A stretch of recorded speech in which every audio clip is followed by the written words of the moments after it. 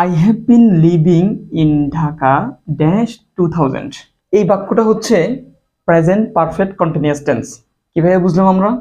Present perfect continuous টেন্সের চিহ্ন হচ্ছে এই যে একটা অক্সিলারি আসবে, সেটা কি হ্যাভ বিন অথবা হ্যাজ বিন, আর ভার্বের সাথে আইএনজি হবে। এই প্রেজেন্ট পারফেক্ট কন্টিনিউয়াস টেন্সে হয় সিন্স অথবা ফর, এই দুইটা বসে। এখন কখন সিন্স বসবে আর কখন ফর বসবে? আচ্ছা, যদি কখনো নির্দিষ্ট করে বলা হয় নির্দিষ্ট সময়ে যে আমি এই সময় থেকে আসি, একটা নির্দিষ্ট টাইম বোঝানো হয়, তাহলে সিন্স বসবে। আর যদি একটা মোট সময় বোঝানো হয়, সম্পূর্ণ সময়টা, তাহলে ফর বসবে। যেমন দেখো, এখানে নির্দিষ্ট করে একটা সাল দেওয়া আছে যে 2000 সাল থেকে সে ঢাকায় বসবাস করছে।